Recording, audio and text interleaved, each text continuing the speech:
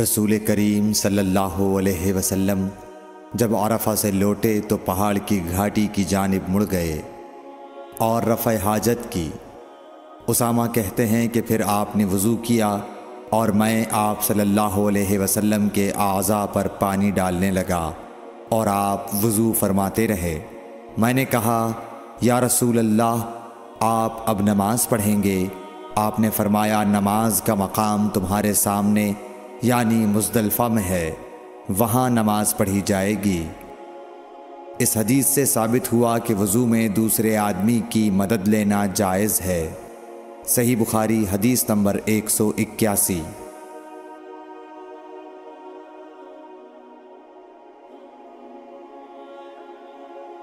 مغیرہ بن شعبہ رضی اللہ عنہ ایک سفر میں رسول کریم صلی اللہ علیہ وسلم کے ساتھ تھے۔ وہاں آپ رفع حاجت کے لیے تشریف لے گئے۔ جب آپ واپس آئے، آپ نے وضو شروع کیا تو مغیرہ بن شعبہ آپ کے اعضائے وضو پر پانی ڈالنے لگے۔ آپ صلی اللہ علیہ وسلم وضو کر رہے تھے۔ آپ نے اپنے منہ اور ہاتھوں کو دھویا، سر کا مسح کیا اور موزوں پر مسح کیا۔ صحیح بخاری حدیث نمبر 182۔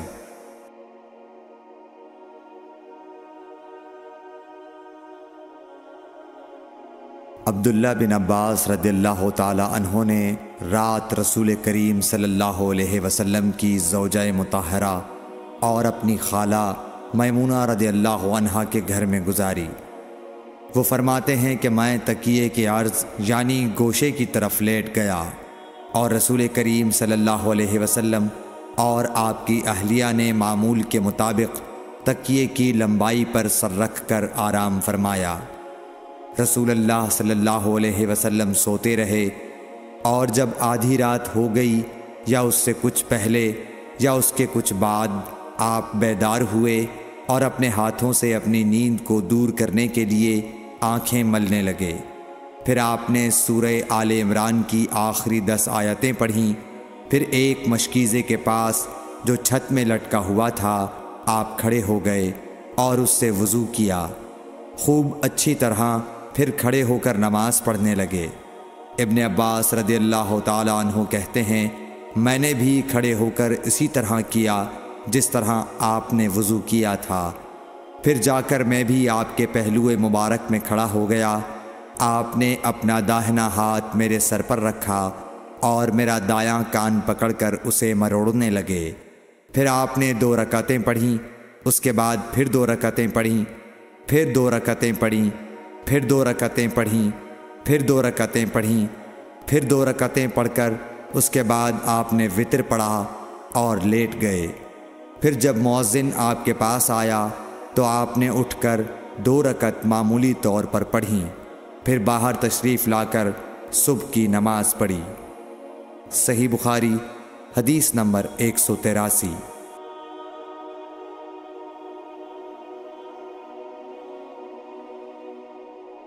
اسماء بنت ابی بکر کہتی ہیں کہ میں رسول اللہ صلی اللہ علیہ وسلم کی زوجہ محترمہ عائشہ رضی اللہ تعالی عنہا کے پاس ایسے وقت آئی جب کہ سورج کو گہن لگ رہا تھا اور لوگ کھڑے ہو کر نماز پڑھ رہے تھے۔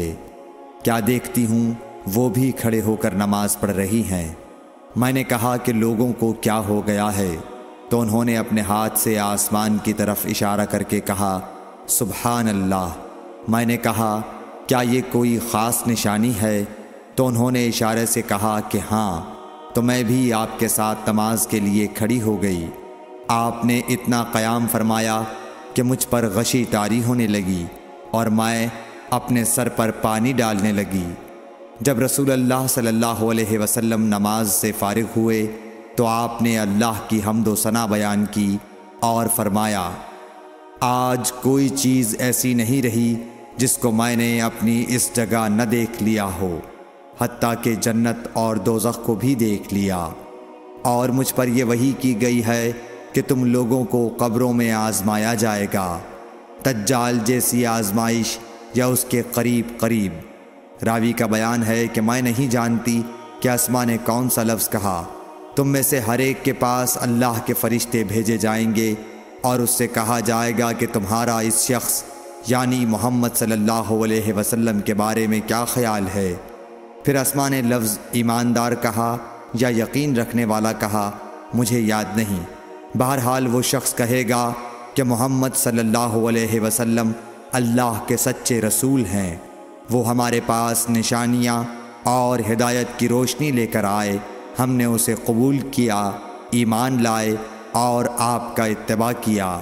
پھر اس سے کہہ دیا جائے گا کہ تو سو جا، در حال یہ کہ تو مرد صالح ہے اور ہم جانتے تھے کہ تو مومن ہے۔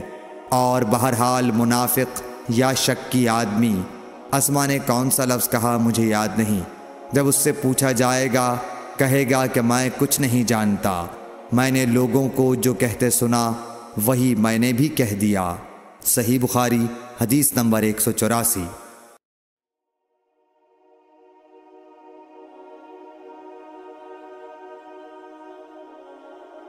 ایک آدمی نے عبداللہ بن زید رضی اللہ تعالی عنہ جو عمرو بن یحییٰ کے دادا ہیں سے پوچھا کہ کیا آپ مجھے دکھا سکتے ہیں کہ رسول اللہ صلی اللہ علیہ وسلم نے کس طرح وضو کیا ہے؟